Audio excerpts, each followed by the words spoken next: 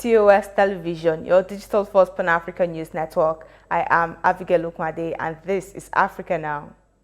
Cameroon has given the assurance that separatist rebels pose no threat to the African Cup of Nations, which begins on Sunday.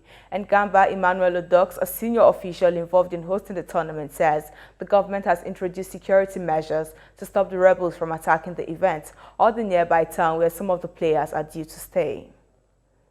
Now in politics, 3 Sudanese protesters were on Thursday shot dead by security forces who fired tear gas as hundreds of thousands of demonstrators thronged the capital, Khartoum, and other cities in more anti-military rallies, medics and witnesses have said. At least 60 people have died and many more have been wounded in crackdowns on demonstrations since the October 25 coup that interrupted efforts to bring about democratic change and halted a power-sharing arrangement negotiated after the 2019 overthrow of Omar al-Bashir. A manhunt has been launched for the murder of 2 local staff and abduction of 3 Chinese nationals earlier this week in Niger, police says. The victims were working at a hydropower plant near the town of Zugeru, according to the Niger State Police spokesman Wasiu Abiodun. Now 3 Eritreans living in a refugee camp in Ethiopia's Tigray region were killed. 2 children included in an airstrike by Tigray on Wednesday, the UN says. The UN High Commissioner for Refugees, Filippo Grandi, says refugees should never be a target. He called on Ethiopian government forces and Tigrayan rebels to respect civilians.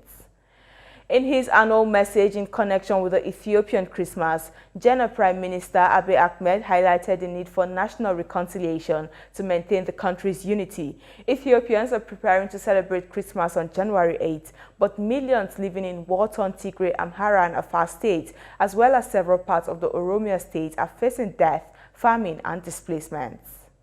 This is your digital first Pan-African news network, TOS Television. You're watching Africa Now. More stories coming your way after the break. Just stay tuned.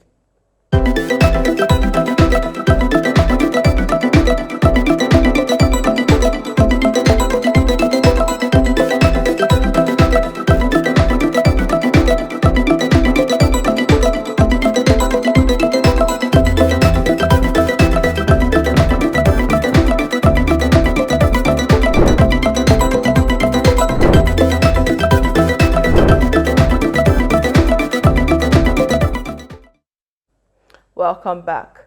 Tanzania's Parliament Speaker Job Ndugai has resigned days after clashing with the president over the government's external loans. The speaker said his resignation was a personal and voluntary decision taken in the interest of the nation. President Samia Suluhu had accused him of planning to sabotage her for political reasons after he commented about the country's loans.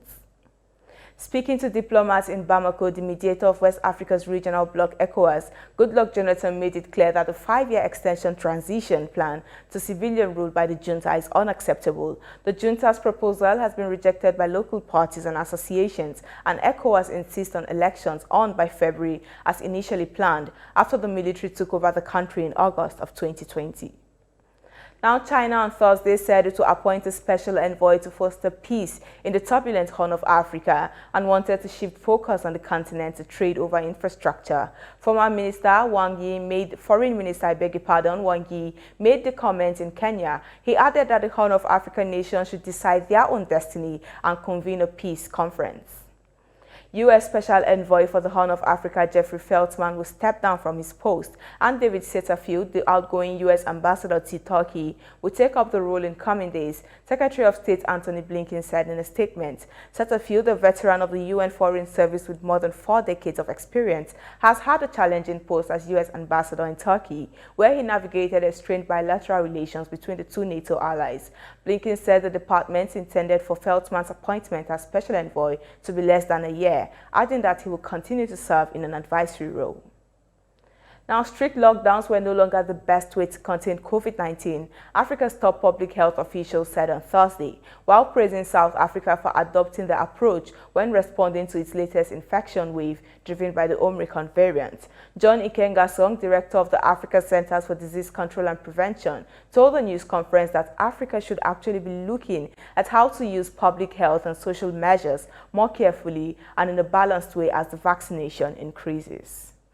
And that is it on Africa Now. For more updates, to visit our website at www.TOSTVNetwork.com. Follow us and like our social media handles on Facebook, Twitter, and Instagram. And remember to subscribe on YouTube. To stay with us and enjoy more programs on TOS Television Network. I am Abigail Okwade. Thanks for watching.